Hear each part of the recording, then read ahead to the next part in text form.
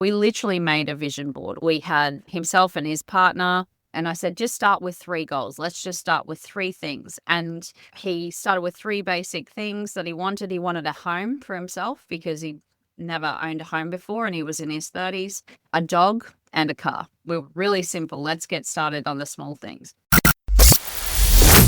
But I am the world's biggest super fan. You're like a super fan. Welcome to the Business Superfans Podcast. We will discuss how establishing business superfans from customers, employees, and business partners can elevate your success exponentially. Learn why these advocates are a key factor to achieving excellence in the world of commerce. We discuss the invaluable insights of business owners who have successfully implemented the strategies in the book to build their own team of devoted superfans. Gain insightful knowledge from the experts who create applications to help you create passionate superfans. This is the Business Superfans Podcast with your host, Freddy D. Ready!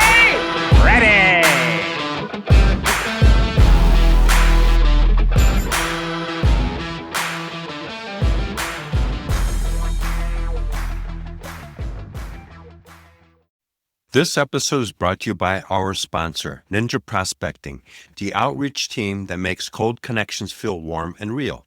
If you're tired of spammy DMs and the generic LinkedIn messages that go nowhere, Ninja Prospecting flips the script. They help coaches, consultants, and service-based business owners spark real conversations through strategic, human-first outreach.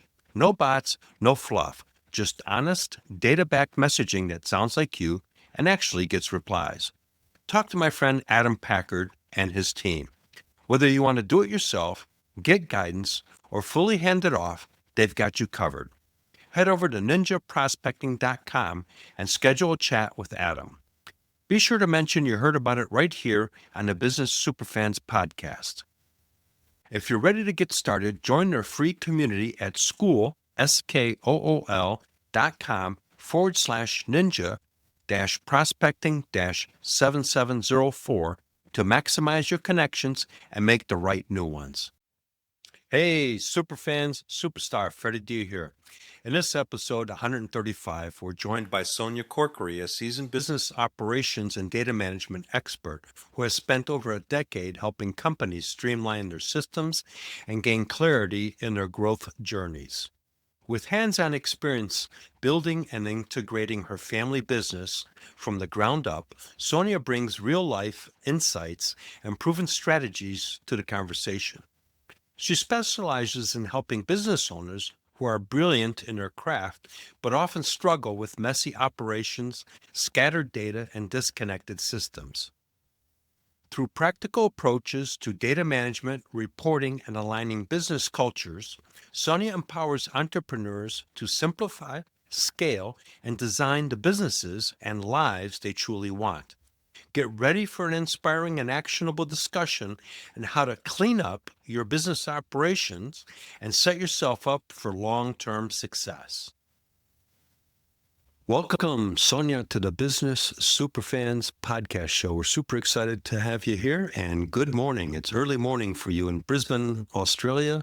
We're here. It's only just 12 o'clock in Arizona time. So afternoon for us, early morning for you. Thanks, Freddie. You can see the sun hasn't even cracked the horizon yet. So yes, it's early and I appreciate the time. We get everything one day ahead. That's the only thing we have ahead of us. Yeah, it's kind of funny. Let's go back to the beginning. What's your story? What's the whole backstory? Well, my story is pretty interesting. I came from a very entrepreneurial parent. The two of my parents, one was a serial business owner, loved building things, seeing the success, but as soon as she reached success, she moved on to the next thing. So I grew up exposed to that, which was amazing. Didn't realize that at the time what I'd actually been exposed to until I was older. I fell into a finance career because I was great at sales, and I was poached over a large bank in Australia because of my sales capabilities. And through the years working within the finance institution, I actually became the bank manager. I think by the time I was 23, I was a commercial lender, and then I fell into financial planning. And so I excelled with people because I loved people and I loved helping them grow their finances and seeing their outcomes. And I think I was a few years into my career, and my husband came home one day and told me he quit his job and that he was going to own his own business. I think we'd had our middle son for about 2 weeks. No conversation, just decided to quit his job because he felt he could do it better.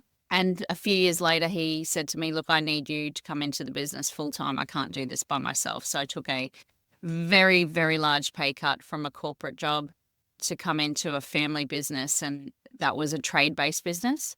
And essentially over the last nearly 2 decades, we've built that business into quite a successful multi-located business corporation. And that led me then into a coaching business of my own. So that's where I see myself today, helping people navigate their own financial wealth creation, utilizing their business as the vehicle. And we talk a lot about strategy and how to strategize to get not only the business to grow where they want it to be, but also themselves as well, so that they have the freedom to choose.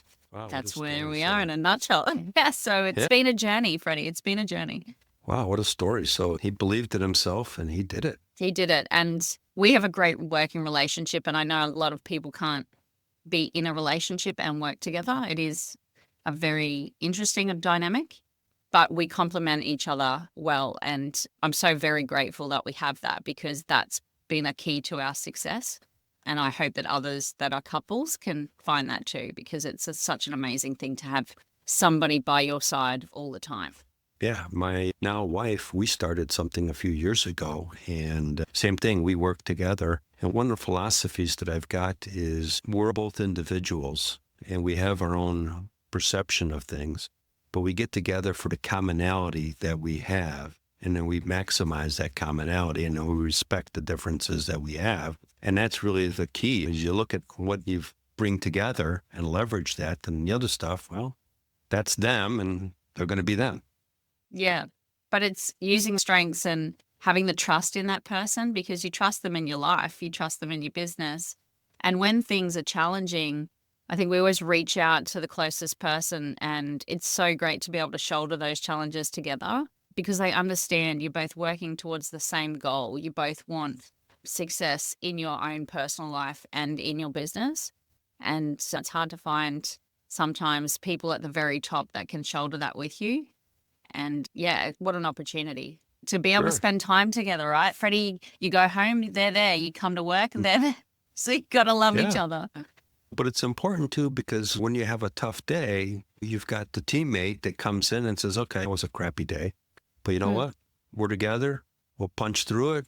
And that's what gives you the energy to just get back up. Yeah. So it's very important. Yeah. So before we started recording, Sonya, you talked about being poached from a company. Let's go into that story. What happened there? And why were you poached, more importantly? You shared it before, so I'm bringing it back up. I was working in sales. I was fresh out of school. I tried college for about 6 months, and I was into psychology, and that was not for me. I'm a very facts person. I like numbers, and it just wasn't for me. So I fell into just a job in retail sales, working for a very large retailer in Australia. And I had somebody come in and that I was looking after, and she just said to me, gee, you're just great. You're great at what you do. And I said, oh, thank you. I really just want you to have what it is that you came in for. I just want to learn what you need and find the product that suits you best. At the end of the day, that's what I'm here for. And she said, look, I'd really like you to come over and have an interview to work with us. Initially, it was a very small, well, I look back now, it probably wasn't that small. It was a company that was a financier that was worldwide, that's known for other like medical goods, but branched into finance and loans.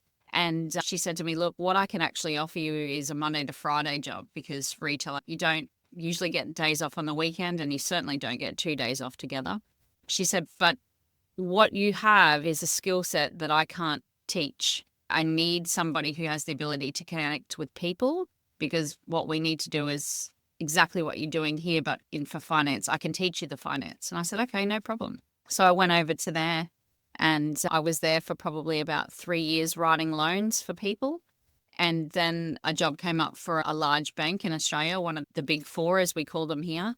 And essentially, I had an interview, and they put me not even into a base level role. They put me into a branch manager training role, essentially, where I learned every job underneath a branch manager job within this training program over a 12-month period, and then essentially was escalated from there quite quickly. So I didn't even come in at an entry-level role because of my previous experience, and all that came, I attribute all of that to the sales and just my ability to talk and connect with people. And we talked about this before, Freddie. My family background is Italian on my dad's side. And so one thing we got well is the ability to talk. And I just connect that right with the ability to try to listen and understand people and help them on the pathway to what they need. It's not pushing a product if you're just listening and you're connecting the dots. That skill set has served me everywhere in my life, from working with people now, connecting with my kids.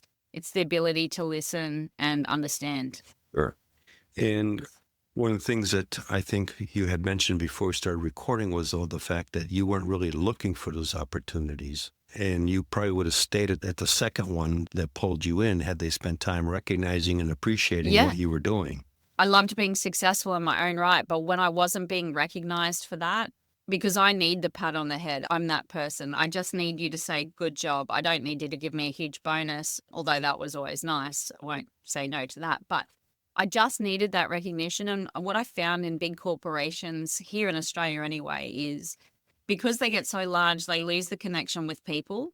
And so when the recognition doesn't happen to the frontline people on the ground that are actually bringing in the millions and millions of dollars, billions of dollars to those corporations, people lose interest because they're not having recognition for the work that they're doing. And as we talked before, those frontline people, those corporations don't work. There's nobody there doing the work. And if you're not recognizing that and rewarding that in the way that suits the person, because everybody's different and everybody has different needs, then they leave because they're just like, well, I'm not feeling it, so I'm out. And the guys coming through now, the younger generation, are just so much better at recognizing that early. Like, we were there a few years right before we were like, okay, now I'm really done. These guys, like, within 6 months, if they're not seeing the mutual recognition there, they just leave. And that's what's happening. Sure. Like I mentioned before we recorded, my quote in my book, Creating Business Superfans, people will walk through broken glass for appreciation and recognition. And my other quote is, the little things are really the big things. And that little thing of recognizing somebody and saying, hey, Sonya, I really appreciate that extra effort on that project, or congratulations on that deal. More importantly, hey, everybody, I want to take a moment to recognize Sonya for this particular project she did. She knocked it out of the ballpark for us. It's one thing if I tell it to you personally, you feel great. It's another thing if I edify you in front of everybody else, because it does two things. It makes you feel like a rock star, but more importantly, it gets everybody else goes, wow, they really care. I want to be that person. And everybody levels up a level. Yeah, absolutely. Absolutely. And everyone, it's like a love language, right? Everybody has the way that they need to receive that recognition. And some love to be taken up in front of people and outwardly announce that they've done this amazing thing. Some people are monetary. Some people need extra time with their families. Some people would appreciate just being able to have a bit of flexibility from working from home. So everybody has their own language as far as appreciation, I think, as well. And when you even onboard that person, it's asking the right questions to gain understanding about how they work and what they need from the beginning. It's like, do you need somebody to check in a lot with you in the beginning? Or do you just want me to give it to you and you run with it and you come to me if you have a question? How do you want to be even trained? Some people can be overmanaged. They don't like that, so they leave. Some people can't get enough attention, so then they leave. And so it's a journey, but I think it starts from the very first day of inception of when somebody starts in a business, in a team. Sure. They need to feel welcomed in that team, know where their place is in that team, who they can ask for support. And I think communication is paramount in every situation with your team as you're building, especially if you're not always together. How do you communicate in a way that's efficient and meaningful? Yeah. One of the things is you've got to find out how that person also likes to communicate. I remember I had a customer for 10 years. I had a little digital marketing business for a while, and he was an email guy. So you'd send him a text message, nothing. You'd send him a voicemail, nothing. You send him an email, he'd come back, I'm on the tarmac about to fly off someplace, and you get a response that way. So a lot of times people don't take the time, especially in sales, to what's your preferred method of communication? Because we all have ours. So let's go into what is it that you do with businesses? Let's go deeper into that area. You mentioned that you help people kind of get their finances in the business aspect and how they leverage it, but let's go further into that. What we always start with because 90% of the people who come to me are via referral. So I don't usually actively seek out a lot of clients because people refer to me, which is amazing. And the process can take quite a lot in the beginning because what I'm trying to understand is what do you want to achieve in your life? Because you got into this amazing thing called business. You have this great vehicle that we have the ability to scale and grow. But what is it that you want? And so many people can't articulate what it is that they actually are working for. So if I say, close your eyes and tell me what you visualize your future looking like, what is that you want? And they can say, I want to have an international holiday every 5 years with my entire family. I'd love to live in a beautiful home in the Gold Coast hinterland. I would love to have multiple properties overseas. I would like to drive a Maserati. I would like to caravan around Australia with my family. Whatever, I need to have you visualize it and then ask yourself, is that really what I want? Or is that what I feel society wants me to want? Have you ever wanted a Maserati before? Is it like something you thought about growing up as a kid that's always been a goal? Or do you just want that now because you think that's what you should want? And so once we articulate exactly what they want out of life or what they're working towards, we essentially set those goals. We look at where they are currently and how long in time frame we need to get to those goals. And we give them budgets and we say, okay, well, if you had to live on the bare minimum, what would that cost every year? What would it cost if you had a really great lifestyle? And then kind of what is ridiculous money? What is the next level lifestyle you could be living?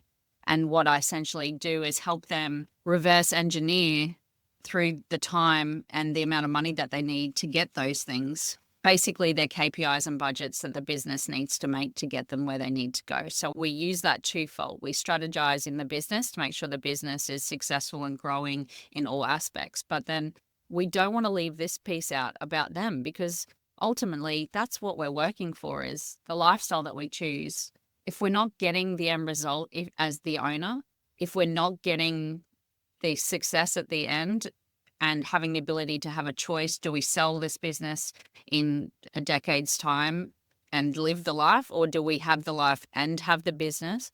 What is it? And if we're not doing that, we're kind of rowing a boat with one oar in a direction we have no idea where we're going. We love business and it's addictive. We love growing this amazing thing and we're being a part of it. But what are we doing it for? We're shorting ourselves if we don't give our own achievements in life to come into fruition. Those visions need to come to life. Oh, absolutely. I use the example of if you got a business, you need to get everybody in the racing rowboat. And more importantly, everybody has just one oar. You got to get everybody to understand what the mission is. And then more importantly, get them in synchronization so the boat actually goes forward. Because just like you said a minute ago, otherwise, if everybody's combobulated, that boat's not even going in a circle. It's just going like this. Because everybody's trying all over the place. So what you're doing is not only helping them look at the lifestyle that they're looking to have and what's it going to take to get that lifestyle. And so in turn, you got to get everybody in the business going in the right direction so that that lifestyle can be achieved and the money outcome can be achieved. Absolutely. And that's why it takes so much in the beginning, because we've got to look at it not just from one aspect, from both, and say, okay, well, having a business is amazing.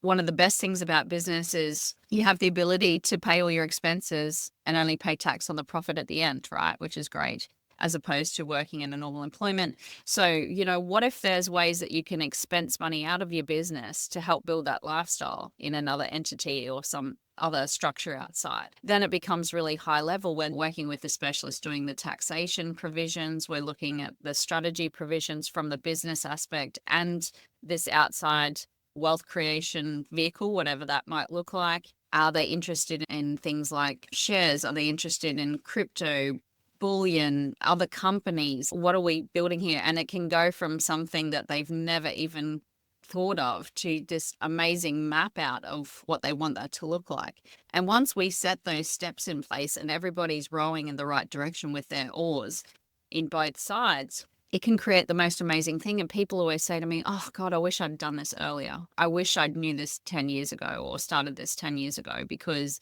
it levels them up as entrepreneurs and business owners and just propels them forward, because now they're working with this ferocity because they're like, I've got to get this. This has to happen. There is no other for me. And so it's amazing to see that just enrichment in their life because they're really pushing hard to get there. Yeah, and what you've also done is you've transformed them from having what I call a glorified job, which is I'm a business guy, but rats, I'm doing all the work. Or I've got a team, but yet I'm making sure that they're all doing, so I'm micromanaging, making sure that they're doing their jobs and everything else. And so I'm still working in the weeds. You're helping them create the vision and then start working on the business and getting out of the weeds and really empowering their team, which is something that takes training, because most people, they can't do it as good as me. One of the things I've learned is that 80% as good as me is 100% me not doing it. Yeah, absolutely. So Absolutely. I'm okay with that. I may work with them to tweak it, but that doesn't matter. I didn't have to do it. I can do something else. So you're absolutely right. You mentioned you get a lot of referrals. So share us a story of how you transformed somebody's business. In turn, they became a super fan, which is how you're getting all these warm leads, which are most likely probably introductions, not even referrals, because the whole process has collapsed, because referral is one thing and introduction is the thing. Yeah, I do get a lot of three-way emails, introductions, and that's usually how the conversations start. I've got a company that was just referred to me recently. The gentleman is based, we were just talking about the Northern Territory in Australia. It's a very kind of remote location. This gentleman's grown this business from nothing, and he's turning over between $40 and $80 million a year. And he takes about $150,000 a year wage and pays an exceptional amount of tax. And he basically said, I have nothing outside of this business. I've not created anything. And I'm worried because I've got all of my assets in my business. And obviously now he understands that's quite risky. And we basically are now working towards putting him in a position where he's actually having something for himself and his family at the end of it. Because before, he'd created this amazing business, but the risk level is extremely high to potentially lose that and everything in it. So that one was just referred to me quite recently. So that's going to be an absolute game changer for that gentleman, because when you're grossing $40 million a year and you're netting $2 and you're taking $150,000 a year wage, it's like 40 million to get 150 grand. Why are you doing that to yourself? I don't understand. Something's wrong with that math. Something's wrong with that. Math's not working. The math is not mathing. But another example I have is came into a window tinting shop here in Brisbane and sat down with the gentleman that was running it, and he'd never even envisioned anything for himself before. So we literally made a vision board. We had himself and his partner, and I said, just start with 3 goals. Let's just start with 3 things. And he started with 3 basic things that he wanted. He wanted a home for himself because he never owned a home before and he was in his 30s, a dog and a car. Okay, so we're really simple. Let's get started on the small things. Within 18 months, I had every single one of those things for him, and also had done a full annual strategy session with his whole business team.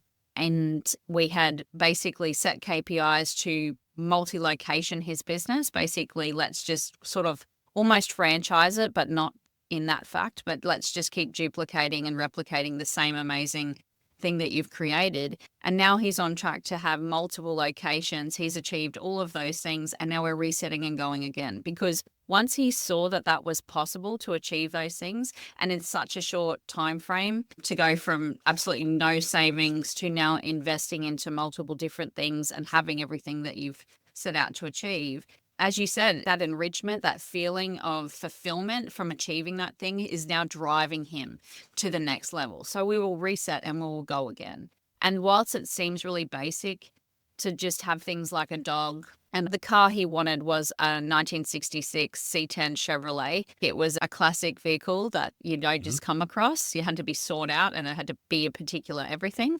And the dog, he'd never wanted to invest that kind of money into that kind of pedigree, upper level pet before, but he really wanted one. And so it was about generating the income in the business to create the money to have those things. The house, same sort of thing, didn't really know and understand how to go the pathway, but we went through that and I showed him the pathways for that.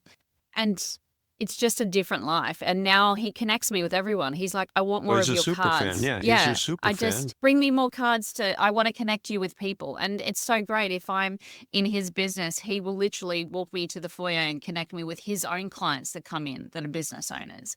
And I love that because he's like, this is my guru upstairs. I only listen to her. This is the lady you need to talk to. It's interesting to be able to be that for people because I just say, look, I'm here anytime you need me. If it's not now, it might be in 6 months, but every day that you don't look at doing something for yourself is one day that you're missing out on having everything you could have ever wanted. It's on the other side of that decision. It's just to move forward. Yeah.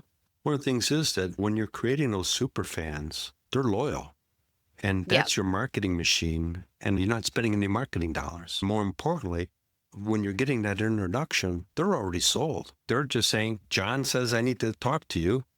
Let's make it happen. The sale's done already. It's just basically working out the mechanics. One of my fastest sales, I joke about it, I say it many times, but I want to reemphasize it for our listeners, is I sold $60,000 worth of computer stuff back in the early 90s, and it was 30 minutes. The whole process was we drove to the company's shop and we brought our computer stuff to show a demo. He goes, I don't need to see it. Jack said I need to buy this. What's it going to cost me? How fast can you get it here? So the 30 minutes was putting together the order. I had a Mac with me, putting in the order, using his fax machine to print it out, and then using his fax machine to send the order back to corporate. And that was it. Done. And then he took us out to lunch and bought. And that's the thing is he had already seen the success achieved in somebody else. So he knew it works. It's like the rest is irrelevant. I know it works. I'm in a business. I know I need this and I'm going to take the word of this other trusted person that I know and they're achieving it already. Life is short. We need to achieve the things that we want in the time that we have. And who knows how long that is. So anytime we take a pause, it's stopping our potential from moving forward. And so some people recognize that really quickly and move really quickly. Some people need a little bit more time to feel comfortable, but ultimately the choice is theirs. They can either take that direction and move or not. And so the people who do are usually the people who are the most grateful because they did the thing.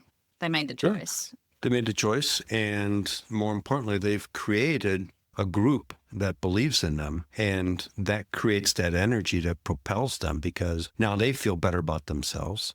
They've created super fans, or they're brand advocates, but I coined the term business super fans because it's cooler. And those business super fans are your sales force, and they're happy to do it. You think of sports team, they use this example a lot. You've got the fans that got their faces painted, they got the jerseys, they got the banners. They're diehard fans for that sports team. Well, bottom line is they're promoting the team everywhere. Yep. Because they're wearing the gear everywhere. And that's where I kind of came up with the idea is why can't businesses transform all their stakeholders, everybody in the equation, into super fans, aka sports super fans, but I've turned it into business super fans and promoting the team. Imagine what would happen to your business. It would explode. Yeah. Absolutely, yes. And it's like people always second guess when somebody works for a corporation and they talk about it in that way because they're like, you're getting paid.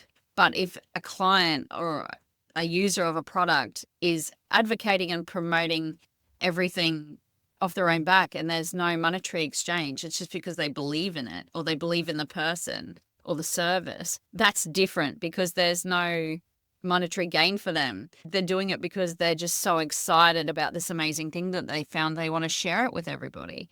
And so I feel people are so much more open to take that in. And I think you've just hit it right on the head. If every business has the ability to change that about their business and have people actively promote, you could see it explode overnight. It would just become a different beast.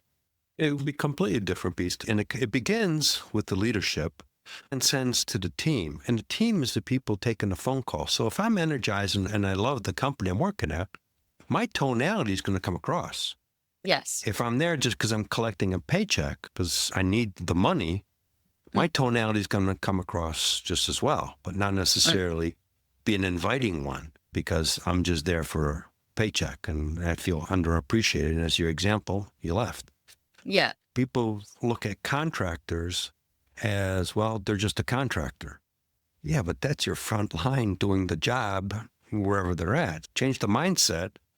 That's your front line. They should be super excited to be working with your company.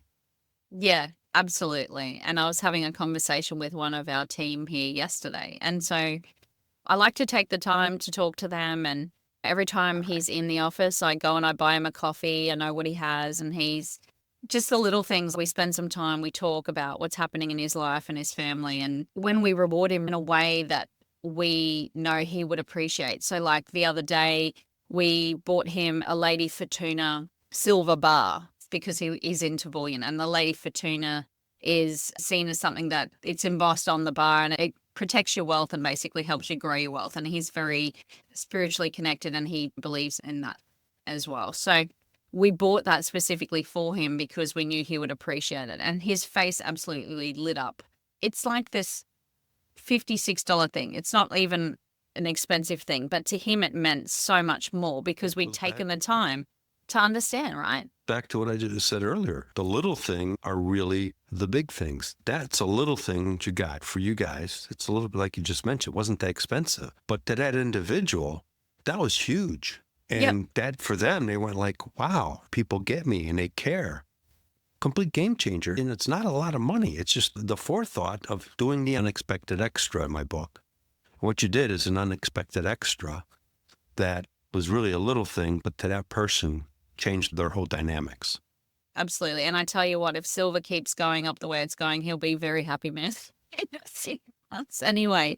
But that's so true. It's wanting to take the time, I think. It's not just trying to do it out of obligation because people feel that energetically. And I think you really need to want to know your people and engage with them in such a way that is fulfilling for you, but fulfilling for them as well. And I know to some people that is a challenge and that's a learned skill set that they need to learn. But oh my goodness, it is just the most amazing thing once you can master it to be able to do that.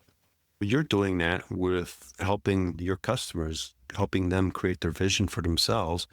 And then what are the steps that they need to do to get their team, in a sense, help fulfill that vision, because you can have the dreams, but you got to do the work to get there. And if you got a team member, you got to get them. Now, they may not be happy that he wants to buy the Maserati or stuff like that. So you got to package that appropriately.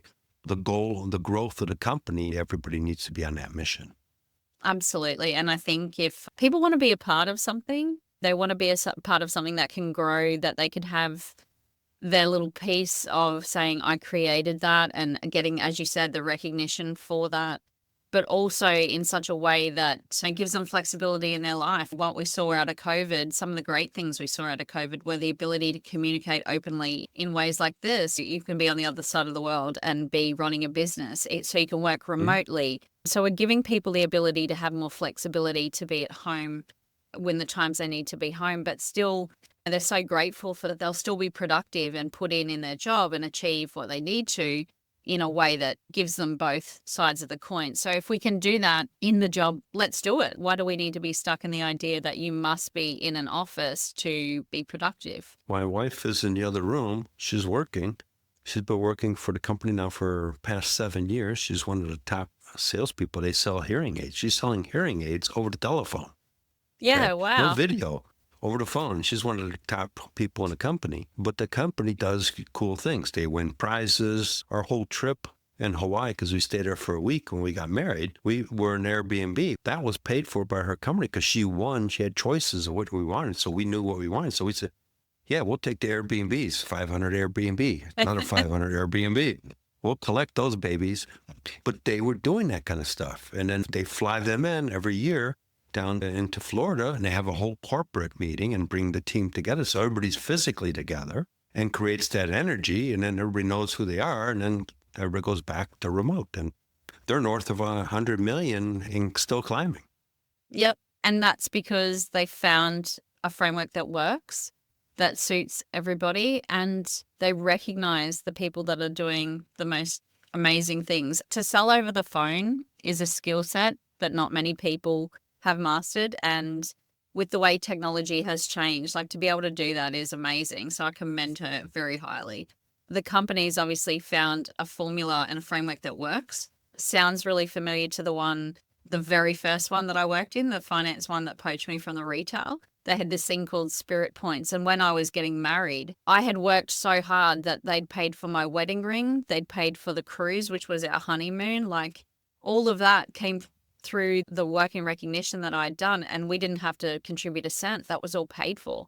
And so at every stage in my life, I was like, we're leveling up. I'm working towards this now, and just resetting those goals so that I always was moving forward no matter what. And to have two people, especially that are very much the same minded, to make sure that they're both achieving, you got two people propelling that relationship, that family forward. And so you're upskilling your job roles, upskilling your skill set in those roles, learning. I couldn't do what I'm doing now if I wasn't in finance, and I couldn't have done that without sales, and I couldn't have done that without being in an entrepreneurial family. I was just sucking and absorbing as much as I could along the way. And all of the people working in these huge organizations want the same. They just want to have something to be driving them and working towards. But it's got to be their thing, whatever relates to them personally. And once you crack the code, it's so amazing. Yeah, and that's what you're doing with your business, is you're really helping these owners of these companies basically crack the code. Unlock For their lack of a better potential. way, you're the code cracker. Yeah, Sonya Corkery, code cracker. But it's anybody could do it if they just took the time. But the difference is I can bring the skill set, I suppose, from the finance aspect and the business aspect. We've been doing this for nearly 2 decades now, and I'd like to think that we've got the ability to incorporate both. In Australia, 85% of businesses fail within the first 3 years. When you're lasting decades, I think that speaks volumes, because we need businesses in this country, in all countries, small to medium enterprise especially, pay bulk of the taxes in these countries. Sure. We need them to be successful, even for the country as well as the people in them. Absolutely. So as we get closer to the end here, Sonya, how can people find you? I'm across all of the socials at Clear Plan Consulting. You can find me on my website, which is www.clearplanconsulting.com.au. We're here in Oz. But I talk to people all around the world. I help people all around the world. We're not exclusive to Australia. So I'd love to talk to you. If you have any questions, you've got the ability to have a free consult with me for 20 minutes, and we can see how we can help you. We'll make sure that's in the show notes for our listeners. And thank you so much for your time today. You and I could probably talk on this stuff for hours. Yes, I really appreciate it. And it's so lovely. Thank you so much for having me on. But I really applaud you for all your successes. And as you said, Superfans, it's the core of everything in business. And I think it's amazing what you're doing. Well, thank you much. And we'd love to have you on the show down the road so we can continue the conversation. Absolutely. All right. Thank you, Sonya. What a powerful conversation. This episode ties directly to the R, Rally pillar, fuel referrals and reviews, systematizing word-of-mouth marketing to boost credibility and growth without relying on paid ads. Sonya showed us how creating genuine connections and delivering value sparks the kind of stories people want to share. Here's your challenge. Pick one place in your business where you can make it easier for customers to leave a review or share a referral, and implement it this week. When you do, you'll see momentum build as your reputation spreads, your pipeline fills, and your superfans do the selling for you. And remember, one action, one stakeholder, one superfan closer. Until next time, keep building your business superfans. Thank you for listening, and know this: when you do, freedom follows. Hey, one more thing before we sign off. What if your employees, your customers, and even your partners became your biggest advocates? Imagine referrals flowing in, clients staying loyal, and a business that scales sustainably, not forcefully. That's what we're building inside the Superfans Growth Hub, the community for service-based business owners who want proven strategies, my Superfans framework, and a supportive network to accelerate results. So if you're ready to outpace your competition and build a business powered by Superfans, join us today at superfansgrowthhub.com. Once again, that's superfansgrowthhub.com, and I'll see you on the inside. We hope you took away some useful knowledge from today's episode of the Business Superfans Podcast. The path to success relies on taking action. So go over to businesssuperfans.com and get your hands on the book if you haven't already. Join the Accelerator community and take that first step in generating a team of passionate supporters for your business. Join us on the next episode as we continue guiding you on your journey to achieve flourishing success in business.